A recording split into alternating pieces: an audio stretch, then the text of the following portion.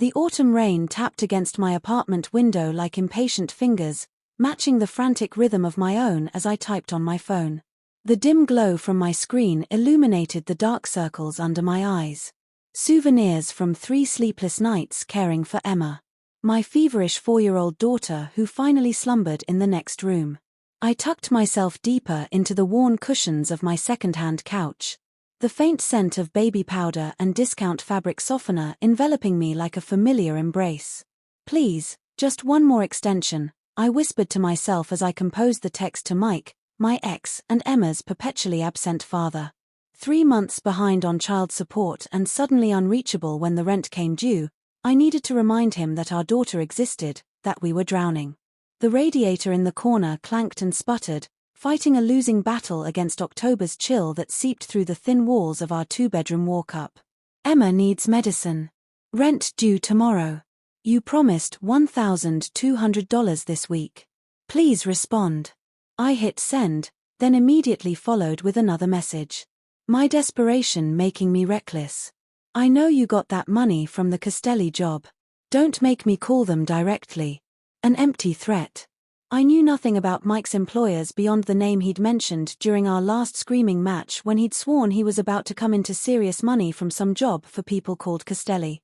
Just another broken promise from a man who specialized in them. I set my phone down and pressed my palms against my temples, willing away the headache that had taken up permanent residence there. The light flickered overhead, another reminder of all the things in my life hanging by a thread. That's when my phone buzzed, an unexpected response. My heart leapt as I fumbled for it, almost dropping it between the cushions. But instead of Mike's usual excuses, 3 words appeared on my screen that sent ice through my veins. Who is this? A different number. Not Mike's. In my exhaustion, I tapped the wrong contact. Someone whose number I didn't even recognize. Probably a wrong number I'd saved at some point. I quickly typed an apology. Sorry. Wrong person. Please ignore. The response was immediate. What Castelli job? My stomach clenched. I should have left it alone. But exhaustion had worn away my better judgment. I typed nothing. My ex works for someone with that name. My mistake. Your name. Now. The demanding tone made my fingers hover uncertainly over the screen. Something felt wrong. Dangerous even. I hesitated, then replied.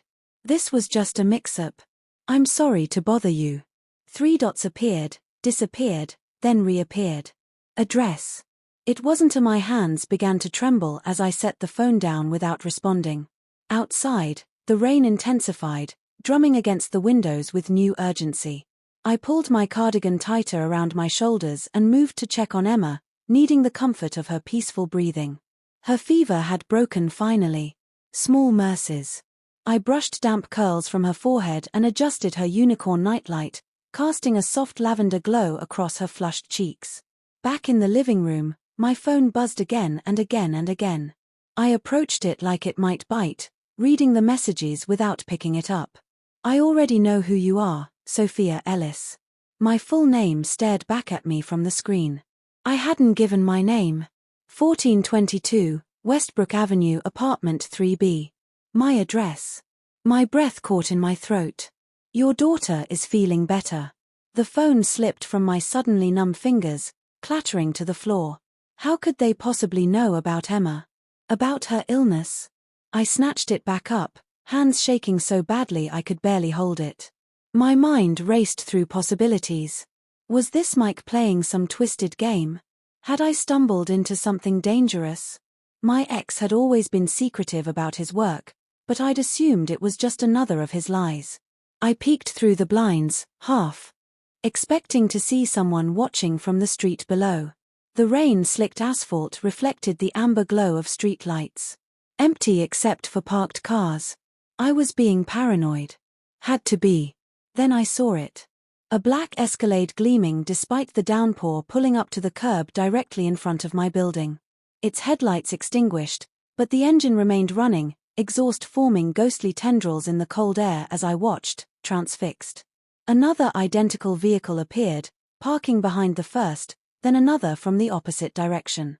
Within minutes, 5 black SUVs had surrounded my building, forming an ominous perimeter. My phone buzzed in my hand, coming up. Not a question or a request, a statement of fact. I backed away from the window, heart hammering against my ribs. The building's front door buzzer didn't work. Hadn't for months. But in that moment, I knew it wouldn't matter. The kind of person who could discover my name, my address, my daughter's condition within minutes of a mistaken text wouldn't be stopped by a broken buzzer.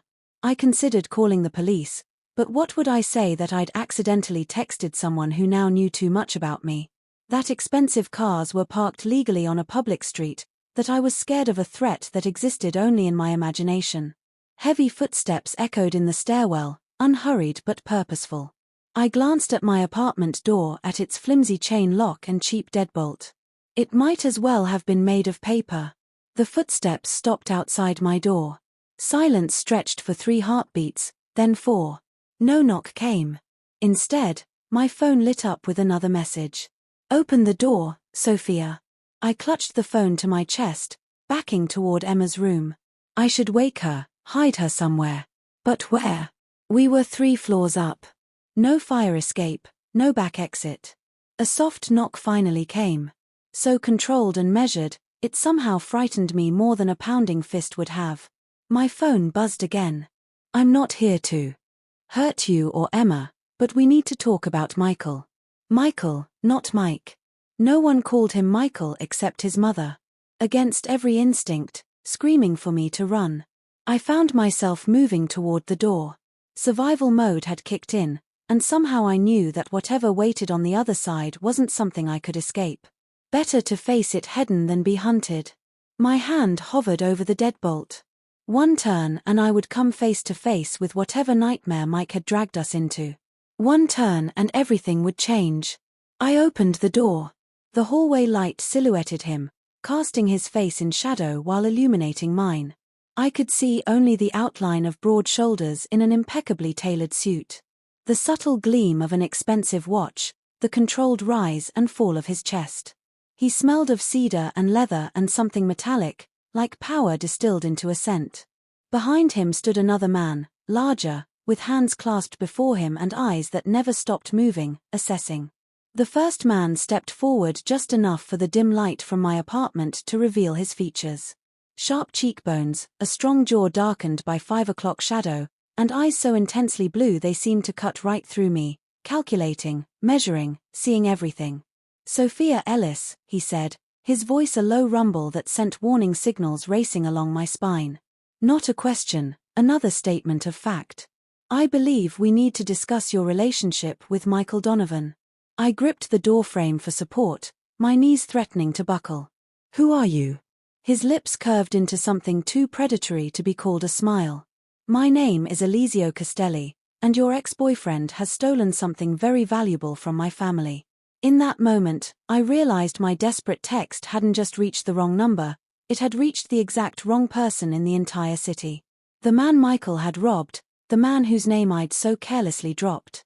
And now he was at my door with black cars, surrounding my building, and men who moved like shadows, all because of one mistaken text that had sealed my fate. I tried to close the door, a reflexive, futile gesture.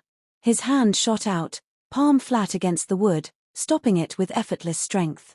Not forcing it open wider, just preventing my retreat. "That would be unwise," he said quietly. His eyes flicked past me into the apartment. "Your daughter is sleeping. Let's keep it that way, shall we?" The mention of Emma from his lips made my blood run cold. It was one thing to see her name in a text, another entirely to hear this dangerous man acknowledge her presence just rooms away. "I don't know anything about what Mike did," I whispered, hating the tremor in my voice. "We've been separated for almost a year. He barely visits Emma." Eliseo's gaze remained fixed on mine, searching for lies. Yet, enough to mention my name, to threaten him with it. It was just a name he dropped once. Said he was working a job for someone important. I was desperate. My voice broke. "He owes child support. Rent's due." I was bluffing. Something shifted in his expression, not softening exactly, but recalculating. The bodyguard behind him received a call, murmuring responses too low for me to hear. "May I come in?" Eliseo asked, though it wasn't really a question. "Unless you'd prefer to have this conversation where your neighbors might overhear." As if summoned by his words, a door down the hall creaked open. Mrs. Abernathy, the retired nurse who sometimes watched Emma for me, peeked out, her eyes widening at the sight of two imposing men at my door. "Everything all right, Sophie?" she called, her voice wavering but determined. Eliseo turned slightly, offering her a smile that transformed his entire demeanor. Suddenly charming, non-threatening. "Just bringing Sophie some paperwork from the office. Sorry to disturb you so late, Mrs. Abernathy hesitated, glancing between us. I forced a smile. "It's fine, Mrs. A. Thank you." She nodded uncertainly before retreating, the click of her lock echoing in the hallway. "Office paperwork," I said flatly when we were alone again. "Is that what you call this? Seemed better than your ex stole from me and now I'm here to collect." He replied, voice low. "Now, may I come in?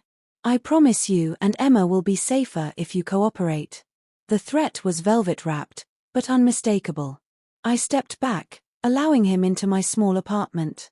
His presence immediately seemed to shrink the space, as if the air itself made way for him. The bodyguard remained outside, positioning himself beside my door.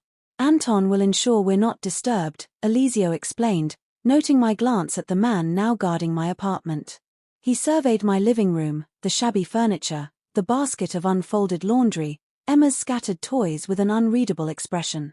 "Tell me what Mike took," I said, folding my arms across my chest, trying to reclaim some control in a situation that was spiraling beyond my grasp, "and why you think I would know anything about it." Eliseo unbuttoned his suit jacket. A casual gesture that nonetheless made me acutely aware of the gun I was certain he carried, and met my eyes with unsettling directness. "Michael Donovan didn't just take money from me, Sophia.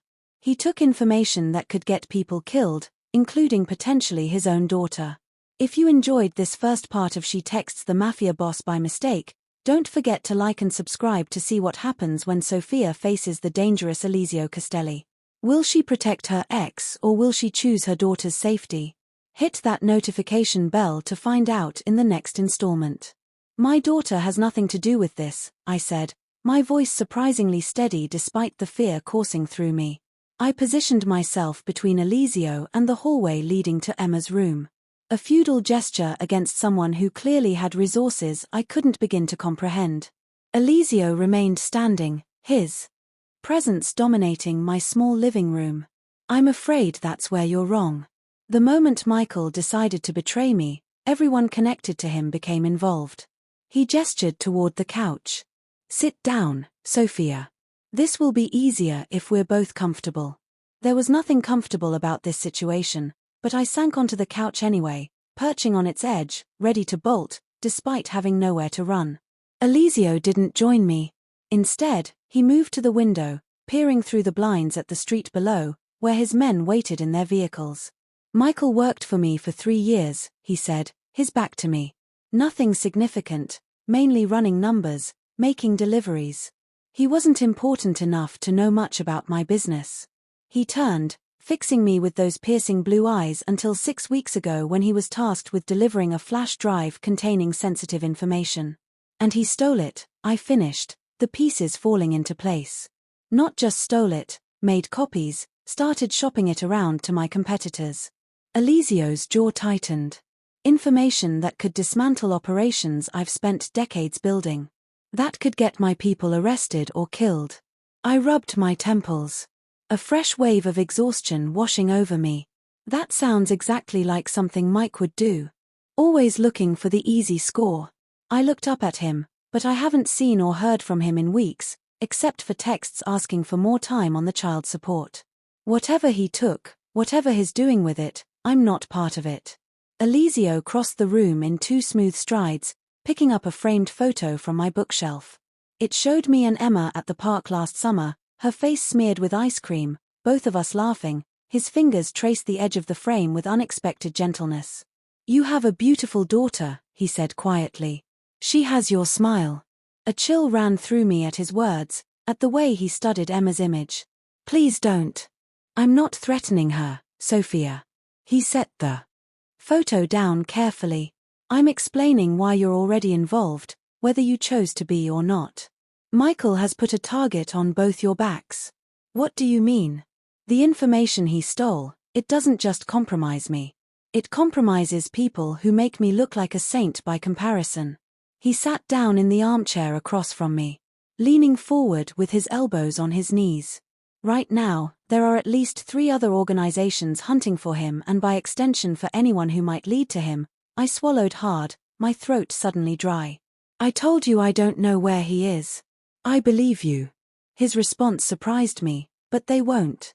And they won't ask as politely as I am. A hysterical laugh escaped me. This is polite. Surrounding my building with armed men, tracking my phone, threatening me and my daughter. If I wanted to threaten you, you'd know it, he said, his tone matter of fact rather than menacing. The cars outside aren't just to intimidate you. They're a security perimeter. And I haven't touched your phone. Your ex-boyfriend gave me your number months ago. Listed you as his emergency contact. I stared at him in disbelief. That's impossible. He wouldn't. He needed to provide a family contact when he started working for me. Said you were still on good terms. Elisio's mouth twisted in what might have been amusement. Clearly, he lied about that, too. My mind raced, trying to process this new information. Mike had used me as his emergency contact for a job with the Mafia. The absurdity of it would have been laughable if it weren't so terrifying. As for knowing about your daughter's illness, Elisio continued. You've been filling prescriptions at Westside Pharmacy. My business owns that building. I hugged myself tighter, feeling exposed. So, what do you want from me if you believe I don't know where Mike is? I want to find him before my competitors do. And you're going to help me. How am I supposed to do that when I can't even get him to answer my texts? Because you have something he wants. Elisio nodded toward the hallway where Emma slept. His daughter. The one thing he might actually care about. I stood up abruptly, fury momentarily overtaking fear. You are not using my daughter as bait.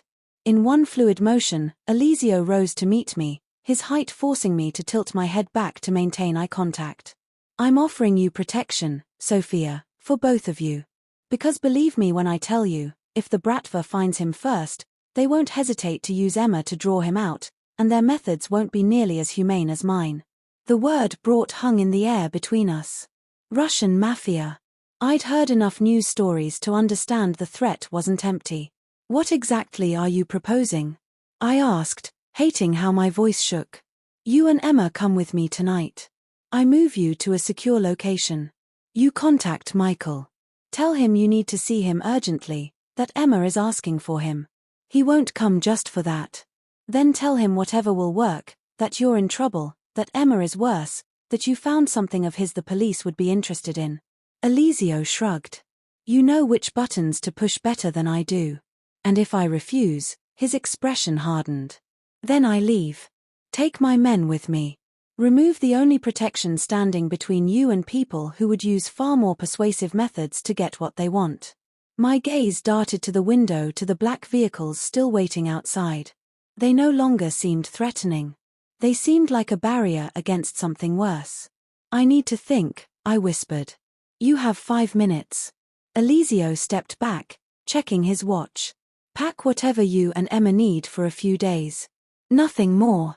As if on cue, a soft cry came from Emma's room. Mommy. Elisio's eyes met mine. Go to her. But remember, this isn't just about Michael anymore. It's about keeping your daughter safe. I hurried down the hallway, my heart pounding. Emma was sitting up in bed, her favorite stuffed rabbit clutched to her chest, her forehead glistening with sweat. Hey, sweetheart, I murmured, sitting on the edge of her bed and brushing damp curls from her face. How are you feeling? My throat hurts, she said, her voice raspy. Who's talking out there? Just a friend of Mommy's. I forced a smile. We need to go on a little trip. Okay, just for a few days. Her eyes widened, like a vacation, something like that. I opened her dresser, pulling out clothes with shaking hands. We need to pack quickly. Is Daddy coming? The hope in her voice shattered my heart. Despite everything, she still loved him, still asked for him. Maybe, I said, not knowing what else to tell her.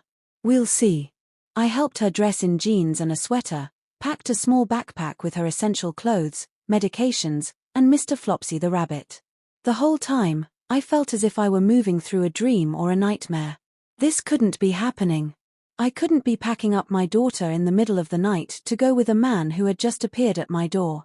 A man connected to whatever criminal activity Mike had gotten himself tangled in. But what choice did I have? When we emerged from the bedroom, Eliseo was speaking quietly into his phone. He ended the call as soon as he saw us, his expression softening almost imperceptibly when his gaze landed on Emma. She half hid behind me, suddenly shy. "Hello, Emma," he said, his voice gentler than I'd heard it yet. He crouched down to her level. "My name is Eliseo. I'm going to help you and your mom for a little while." Emma studied him with the unfiltered curiosity only children possess. "Are you a doctor?" Mommy said, "I'm still sick." A smile ghosted across his lips. "No, not a doctor. But I know some very good ones who can help you feel better." She seemed to consider this, then nodded solemnly. "Okay, can Mr. Flopsy come, too?" "Of course." Eliseo straightened, meeting my eyes over Emma's head. "Do you have everything?" I held up my hastily packed duffel bag. "Enough for a few days." He nodded once, then spoke into an earpiece I hadn't noticed before. "Bringing them down now. Have the car ready." The bodyguard, Anton, opened the door as we approached. Emma clung to my hand, suddenly apprehensive about leaving our apartment in the middle of the night. I couldn't blame her. Every step felt like I was walking deeper into quicksand. "It'll be okay," I whispered to her, though I had no reason to believe it would be. The hallway was empty as we made our way to the stairs. Eliseo in front, Anton behind us. Like bookends, I thought hysterically. Or prison guards. "Where are we going?" I asked as we descended the stairs. "Somewhere safe," was all Eliseo said. Outside, the rain had stopped, leaving the street slick and gleaming under the street lights. One of the black Escalades idled directly in front of the building's entrance, its engine a low, powerful hum. A driver held the back door open as we approached. Emma balked at the sight of the imposing vehicle and the stone-faced men surrounding it. "Mommy, I'm scared." I crouched down, looking into her eyes. "It's just a fancy car, baby, like in the movies. We're going on an adventure, remember?" She didn't look convinced, but nodded bravely. I lifted her into the SUV and climbed in after her, settling her on my lap. The interior was all black leather and subtle luxury, smelling of expensive cologne and new car. Eliseo slid in beside us, the door closing with a solid thunk that sounded final, irrevocable. "Take us home, Vincent," he instructed the driver, who nodded and pulled away from the curb. The other SUVs fell into formation around us. One in front, one behind, the others peeling off in different directions. "Home?" I questioned, tension coiling tighter in my chest. "My residence," Eliseo clarified. "It has the highest security of any property I own. You'll be safe there until we locate Michael." Emma had already started to doze against my shoulder, exhaustion and illness pulling her back to sleep, despite the strange circumstances. I envied her ability to escape, however temporarily. "This is kidnapping," I said softly, mindful of Emma's presence. Eliseo's eyes flashed in the darkness of the car. "This is protection. If I wanted to kidnap you, you wouldn't have had time to pack." The truth of his words silenced me. We rode in tense quiet for several minutes. The only sounds Emma's soft breathing and the occasional murmur from the driver's radio. "I still don't understand why Mike would steal from you." I finally said he's dishonest, selfish, and unreliable. "But he's not stupid. He must have known you'd come after him." "People make poor decisions when they're desperate," Eliseo replied. "Or when they think they found a way to solve all their problems at once. What was on that flash drive that's worth all this?" His jaw tightened. "Names, locations, financial records. Enough to dismantle networks it took generations to build." I shifted Emma to a more comfortable position, her weight growing heavy against me. "And you think he'll just hand it over if I ask?" "No." Elisio's gaze was unflinching. "I think he'll come running when he realizes I have you and his daughter, and then he'll have no choice but to return what he stole." The cold calculation in his voice sent a shiver through me. "You're using us as bait after all." "I prefer to think of it as leveraging available resources." His eyes dropped to Emma's sleeping form, then back to me. "But yes, essentially." I turned away, watching the city lights blur past the tinted windows. We were heading toward the wealthier part of town, where the streets grew wider and the houses sat back from the road behind imposing gates and manicured lawns. "If anything happens to my daughter because of this," I began. "Nothing will happen to her." Elisio cut me off, his tone leaving no room for argument. "You have my word." "The word of a criminal," I muttered. "The word of a man who understands the value of family," he countered. "More than your ex-boyfriend ever did, it seems." Before I could respond, the SUV slowed, turning onto a private drive flanked by stone pillars. A wrought iron gate swung open to admit us, closing immediately behind our convoy. The driveway curved through expertly landscaped grounds before revealing a mansion that loomed against the night sky, all clean lines and modern angles, glass and stone merging seamlessly. "Welcome to my home, Sophia," Elisio said as the car came to a stop in the circular driveway. "For now, it's yours, too." As the driver opened the door and the cool night air rushed in, I held Emma closer, wondering what I'd gotten us into, and how we would ever get out again. The interior of Elisio's mansion was exactly what I expected, and nothing like I imagined. Soaring ceilings, marble floors, artwork that probably cost more than my entire life, all the trappings of wealth I'd anticipated. But there was also an understated elegance, a warmth I hadn't expected from a man like him. No gaudy displays of excess, just quiet, confident luxury. A woman in her 60s with silver-streaked black hair and sharp eyes appeared in the foyer as we entered. Her posture was straight as a ruler, her clothing simple but clearly expensive.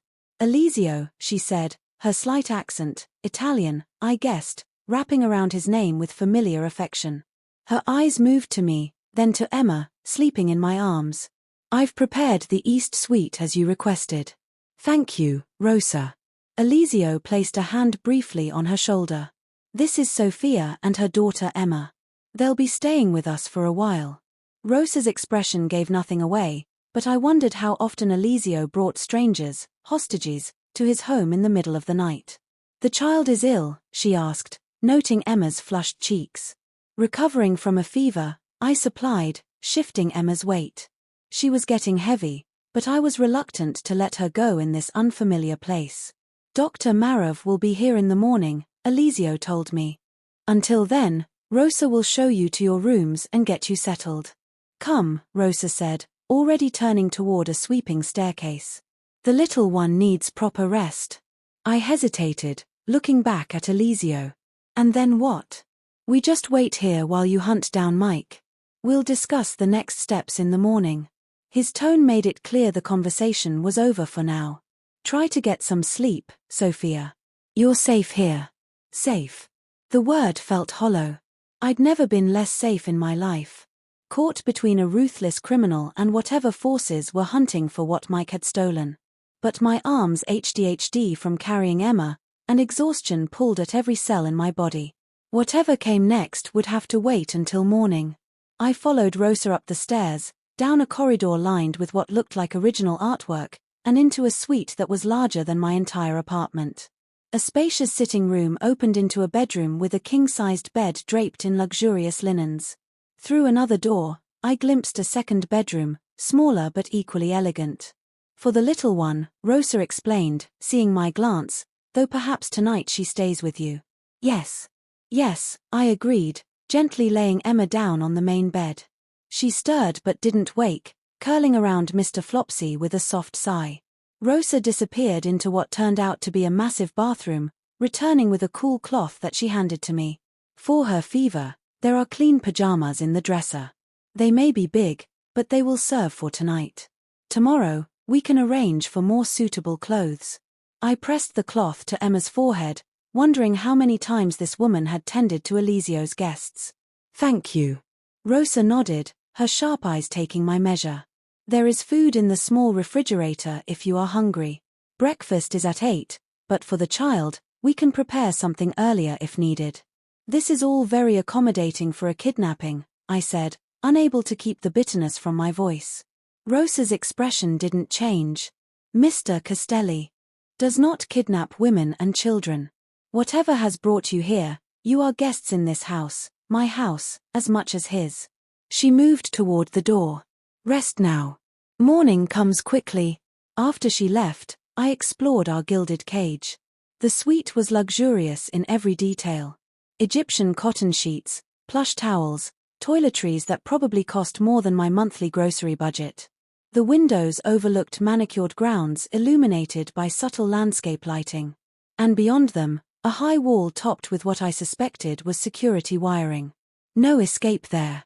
I changed Emma into a pair of silk pajamas that swallowed her small frame, then found a t-shirt for myself in the dresser. My own clothes felt grimy after the stress of the night, but I was too exhausted to shower. I curled up beside Emma on the massive bed, listening to her breathing, trying to quiet the panic that threatened to overwhelm me now that we were alone. What would happen when Eliseo found Mike? What would he do to him? And what would happen to us afterward? I couldn't imagine he'd simply let us go. Not when we'd seen his face, his home, knew about whatever Mike had stolen.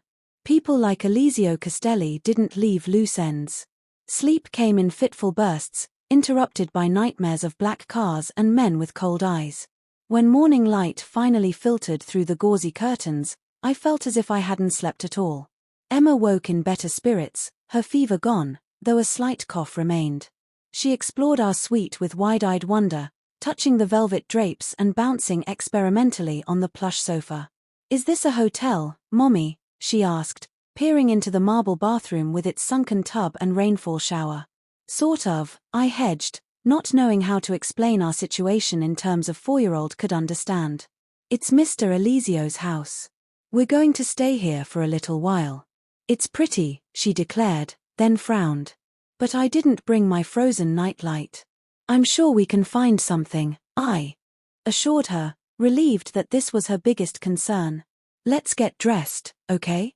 There's supposed to be breakfast soon." We had just finished dressing in clothes from our hastily packed bags when a knock came at the door. I tensed, then called, "Come in." It was Rosa, carrying a tray laden with fruit, pastries, and a small pot of what smelled like hot chocolate. "For the little one," she explained. "Mr. Castelli thought she might prefer to eat up here this morning while you speak with the doctor." My hackles rose instantly. I'm not leaving Emma with strangers. Rosa set the tray down on a table near the window. "The doctor is here to see her, not you. And I will stay with her while you speak with Mr. Castelli. He is waiting for you in his study." "I'm not going anywhere without my daughter," I insisted. Rose's expression softened slightly. "Sophia, if Mr. Castelli wanted to separate you from your child, he would not need my help to do so. He respects that you are a mother protecting her bambina, but there are matters he wishes to discuss that are not for a child's ears." I looked at Emma, who was already eyeing the chocolate croissants on the tray with undisguised interest. "Who's the doctor?" "Dr. Markov is Mr. Castelli's personal physician. He treats Mr. Castelli's family and his most valued employees." Rosa poured a small cup of hot chocolate. "He is very good with children." As if summoned by her words, another knock came, and a man entered after Rosa's acknowledgement. He was middle-aged, with kind eyes behind wire-rimmed glasses and a gentle smile that immediately put me more at ease. "You must be Sophia," he said, his accent vaguely Eastern European. "And this must be Emma." "I'm Dr. Marov," he set his medical bag on a nearby table. "I understand you've had a fever, young lady." Emma nodded solemnly, already warming to his grandfatherly demeanor. "My throat hurts, too." "Well, let's have a look, shall we?" He glanced at me. "With your permission, of course," I hesitated. Torn between staying with Emma and finding out what Eliseo wanted. Rosa seemed to sense my indecision. "Mr. Castelli was quite insistent," she said quietly. "It concerns your ex-husband." My stomach dropped. Had they found Mike already? 15 minutes, I told her. "Then I'm coming back," no matter what Eliseo wants to discuss. Dr. Marov had already engaged Emma in conversation about Mr. Flopsy, drawing her out of her shyness with practiced ease. I kissed the top of her head. I'll be right back, baby. Dr. Marov is going to check your throat, and Rosa will stay with you. Can I have hot chocolate? Emma asked, already distracted by the promise of a treat she rarely got at home. Of course, I said, managing a smile. Be good. Okay. I followed Rose's directions down the corridor, trying to memorize the layout of the house, a habit born from years of watching crime shows that now seemed grimly relevant. The study was located on the main floor, a masculine space of leather, dark wood, and floor-to-ceiling bookshelves. Eliseo stood near a window, speaking on the phone in rapid Italian. He was dressed more casually today, dark jeans and a charcoal sweater that probably cost more than my monthly rent, but less intimidating than last night's suit. He ended his call as I entered, slipping the phone into his pocket.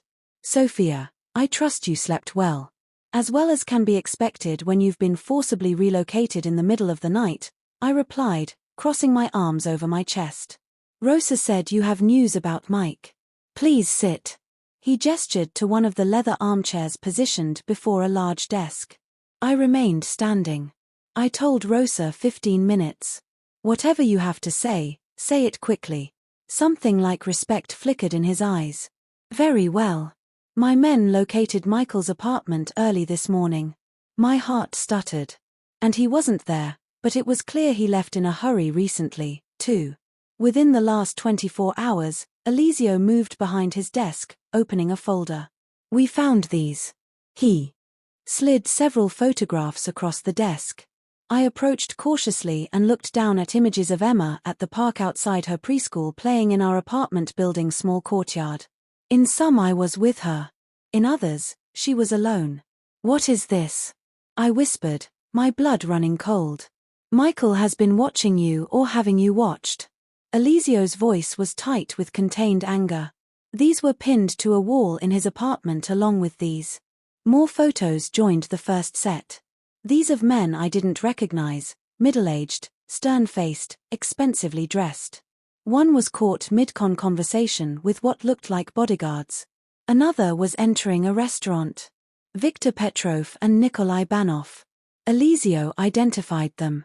High-ranking members of the Russian organization I mentioned, the same people who would very much like to acquire what Michael stole. I sank into the chair, my legs suddenly unable to support me. I don't understand. Why would Mike have photos of Emma? Of these men? Because he's planning something. Eliseo sat on the edge of his desk closer to me than I was comfortable with. Something that involves using his daughter as leverage or possibly as a distraction. That's insane. Mike is selfish and irresponsible, but he wouldn't endanger Emma, wouldn't he? Eliseo's gaze was penetrating, the man who abandoned his sick child, who fails to provide support, who involved your name with some of the most dangerous people in the city. Put that way, it was harder to defend Mike's character. Still, using Emma as part of whatever scheme he was planning seemed beyond even his moral bankruptcy. There's more, Eliseo continued. We found this. He handed me a small pink backpack, Emma's favorite, the one with unicorns that she'd outgrown last year. I opened it with trembling hands. Inside were her passport, which I'd thought was still in my desk drawer at home, a change of clothes, her favorite book, and an envelope containing several thousand in cash. He was planning to take her, I whispered, the reality crashing down on me. He was going to kidnap our daughter. It appears so. Eliseo's voice had softened. I believe Michael intended to use what he stole from me to negotiate safe passage out of the country, and he planned to take Emma with him, either out of some misguided paternal instinct or because he knew having his daughter would make it harder for me to eliminate him. Tears burned behind my eyes. All this time, I'd been trying to get Mike to be more involved in Emma's life, and now I discovered he'd been watching us, planning to snatch her away. The betrayal cut deeper than I'd thought possible. How do I know you didn't plant this? I demanded, grasping at straws.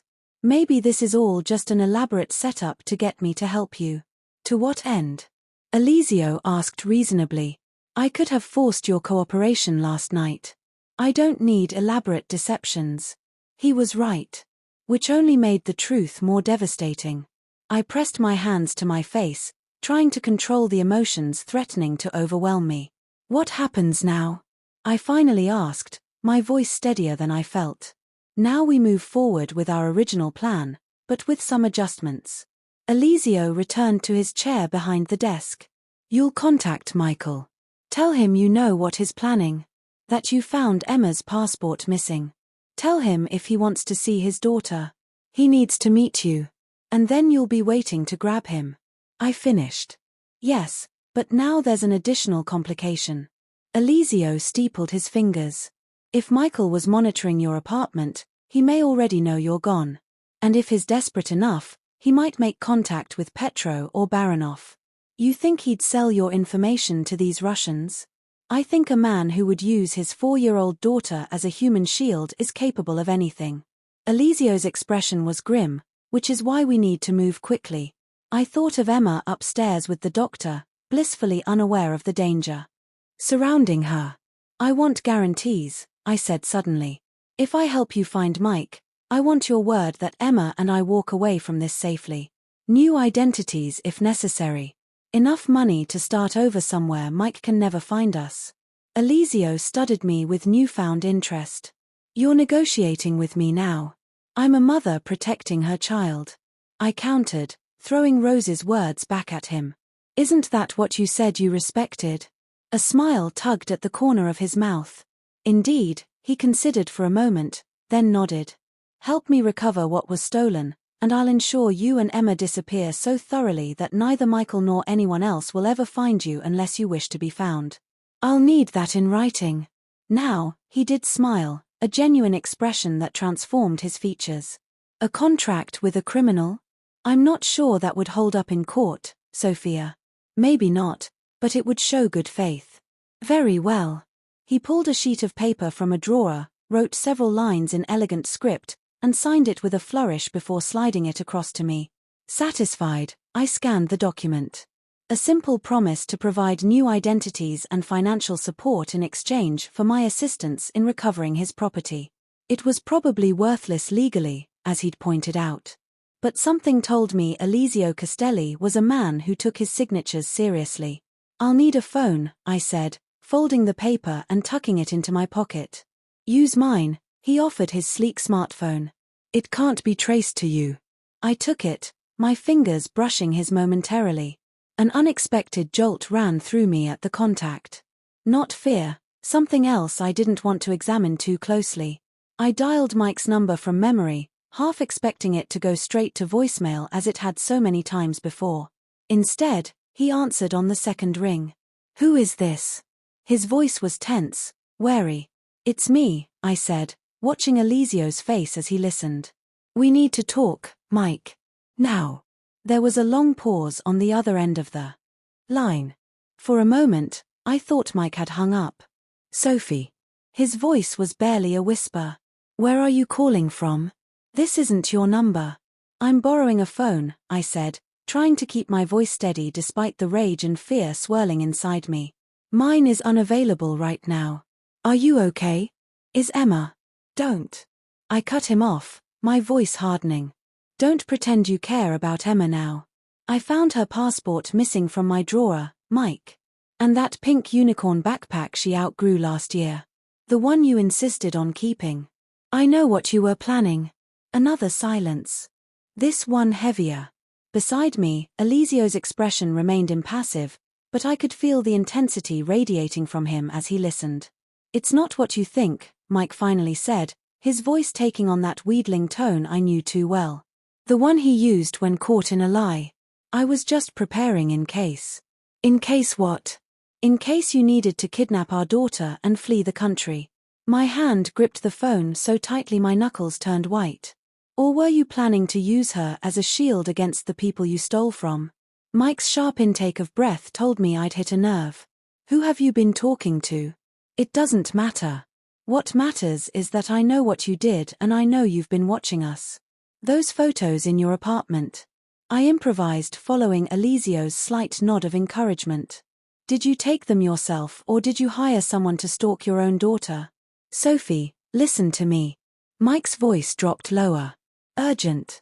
You don't understand what's happening. These people, they're dangerous. Which people, Mike? The Castellis or the Russians you're trying to sell to? I met Elisio's gaze as I mentioned his name, saw his eyes narrow slightly. How do you? Mike stopped himself. Where are you right now? Tell me exactly where you and Emma are. Somewhere safe, I replied. The irony of the statement not lost on me.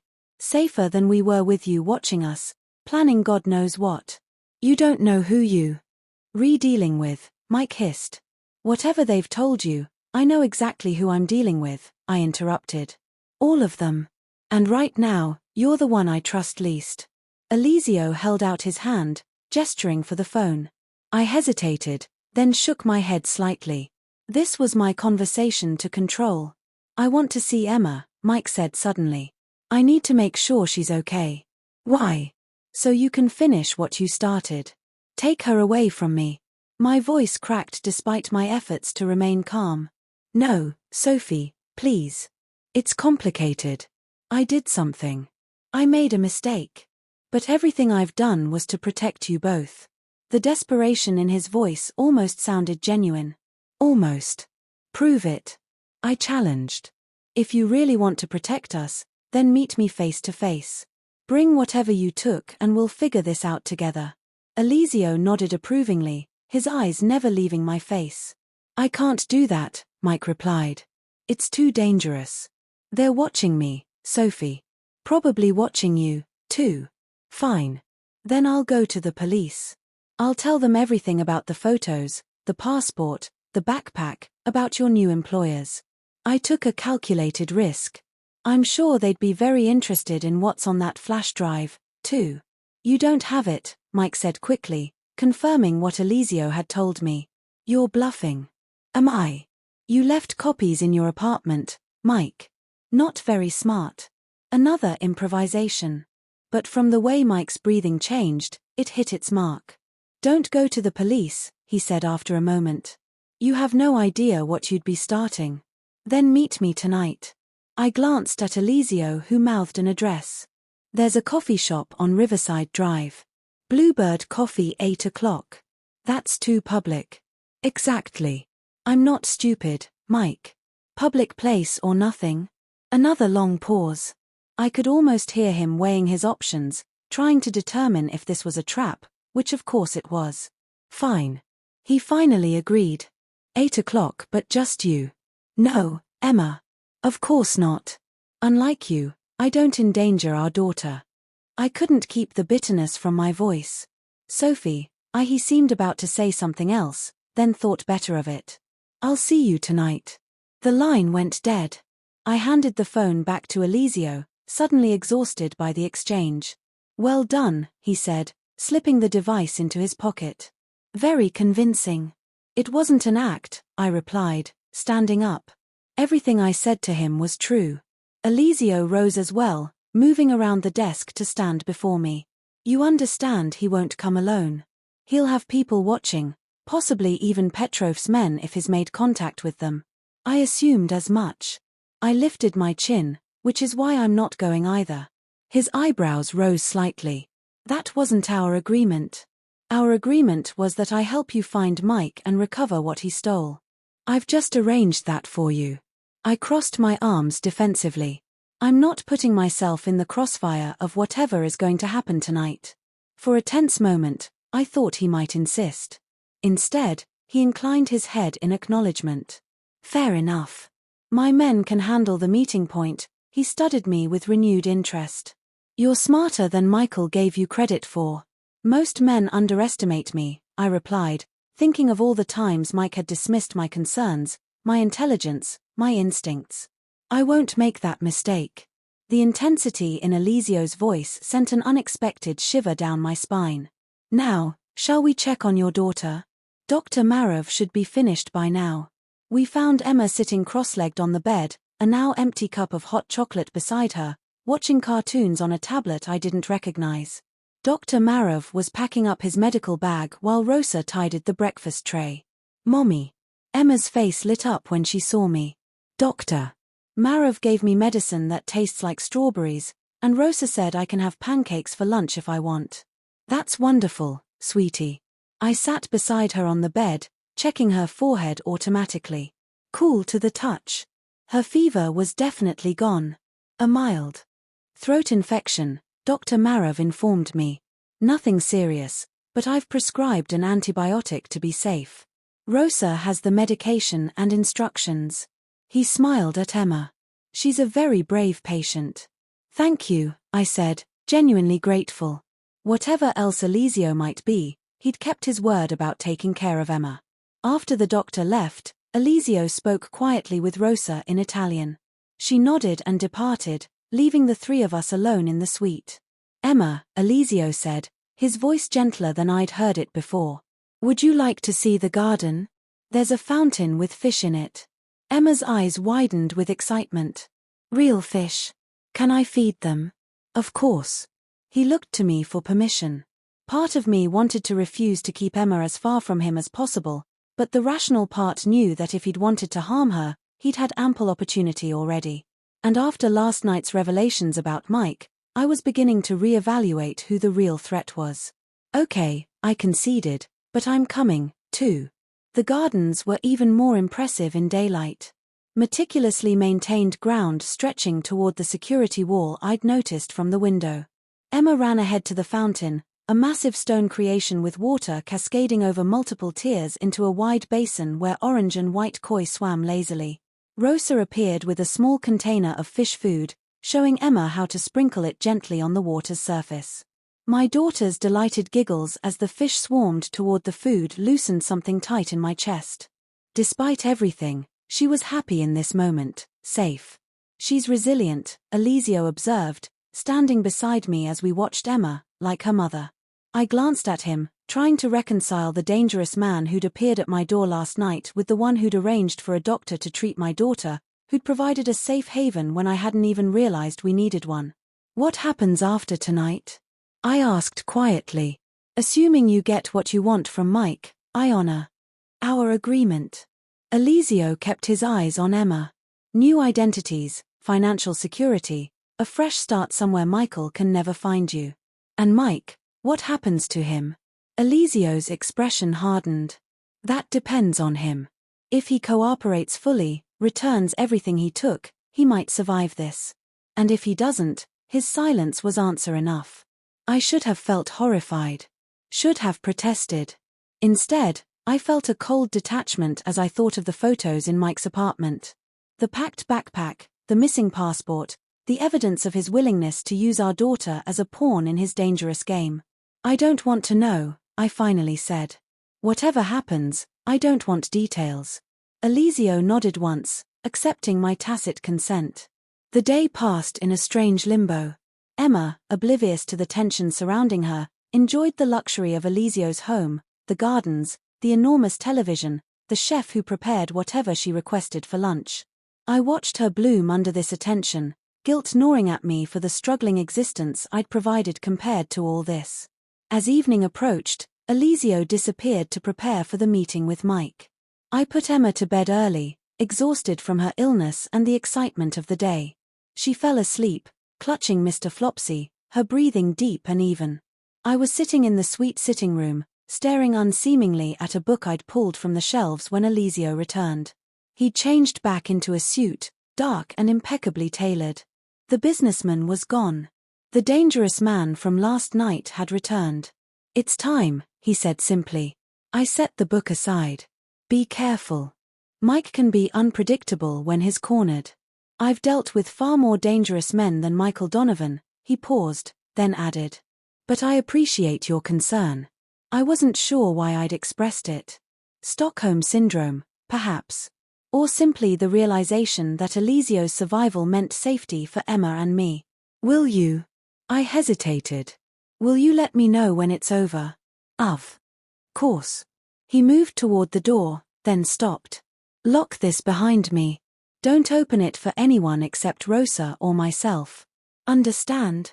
I nodded, suddenly afraid in a way I hadn't been all day. The reality of what was about to happen crashed down on me. Mike confronted by Eliseo and his men, possibly by these Russians as well. Blood would be shed tonight. Maybe Mike's. Eliseo, I called as he reached the door.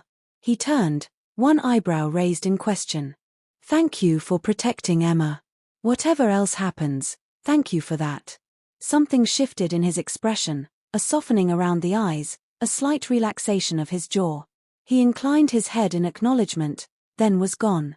I locked the door as instructed and returned to Emma's bedside, watching her sleep. How had we come to this? Sheltered in the home of a criminal, waiting to hear if my child's father would survive the night. The bizarre twist of fate that had led me to text the wrong number. Eliseo's number seemed too coincidental to be chance. Almost as if some cosmic force had intervened to protect us from Mike's plans. Hours passed. I dozed fitfully in the chair beside Emma's bed, jerking awake at every distant sound. It was after midnight when a soft knock came at the suite door. I crept to answer it, heart pounding. Eliseo stood in the hallway, his suit jacket removed, the crisp white of his shirt contrasting with a dark stain on one sleeve that I refused to examine too closely. It's done, he said simply. Mike, I asked, though I wasn't sure I wanted the answer. Alive for now. His expression revealed nothing. He's been persuasive about his willingness to cooperate. Relief flooded me, though I wasn't entirely sure why. After everything Mike had done, perhaps I should have wished him dead, but he was still Emma's father. Still the man I'd once loved enough to create a child with. The flash drive recovered along with all copies. Eliseo loosened his tie, a strangely vulnerable gesture from a man who maintained such rigid control. You and Emma are safe now. From him, from Petrov's men, from all of it. So what happens now? I asked, echoing my question from earlier. Now, Eliseo said, his blue eyes holding mine. We honor our agreement. New identities are already being arranged. By this time tomorrow, Sophia and Emma Ellis will no longer exist. I nodded, accepting this reality. And after that, we just disappear. That would be safest, he agreed. Then, more hesitantly, unless you'd prefer an alternative arrangement. Yeah. What alternative? Stay. The word hung between us, unexpected and charged with meaning. Not as a prisoner or a guest, as something else. I stared at him, trying to read the intention behind his offer. Why would you want that? Because in the span of 24 hours, you've shown more courage, intelligence, and loyalty than most people I've known my entire life. He stepped closer, not touching me, but near enough that I could feel the heat radiating from him. Because I protect what's mine, Sophia, and I find myself reluctant to let you go. The possessiveness in his voice should have frightened me. Instead, it awakened something I'd thought long dead after years with Mike's neglect and betrayal. A sense of being truly seen, valued. I can't answer that tonight, I said honestly. Too much has happened. I need time. Of course. He stepped back, professional distance restored. The offer remains open. Think about it. I nodded, not trusting myself to speak. Get some rest, he said, turning to leave. Tomorrow will bring new beginnings. Whatever you decide. After he left, I returned to Emma's bedside, watching the gentle rise and fall of her chest. New beginnings, a life free from Mike's shadow, from financial struggle, from the constant fear that had become our normal without me even realizing it. But at what cost? Aligning ourselves with Eliseo Castelli meant entering a world I'd only glimpsed, a world of power and danger and moral compromises. Could I justify that choice for the security it offered? For the protection of those piercing blue eyes that had seen my worth when no one else had? Emma stirred in her sleep, a small smile playing on her lips as she dreamed. Whatever I decided, it would be for her to give her the safety and stability she deserved. To ensure no one could ever use her as a pawn again, as dawn broke over the mansion's gardens, painting the sky in shades of pink and gold, I made my decision. I would accept Eliseo's offer, not out of fear or gratitude, but from a place of strength. I would enter his world on my terms, with eyes wide open. One mistaken text had changed everything. Had brought a dangerous man to my door. Black cars surrounding my home. But in that danger, I'd found an unexpected sanctuary. And perhaps in time, something more. I sent a silent prayer of thanks for that fateful error, for the wrong number that had led me exactly where I needed to be. Thank you so much for joining me for this story. If you enjoyed She Texts the Mafia Boss by Mistake, please don't forget to hit that like button and subscribe to the channel for more thrilling stories. Your comments mean the world to me. Let me know what you thought and what kind of stories you'd like to see next. Until next time, keep reading and stay mysterious.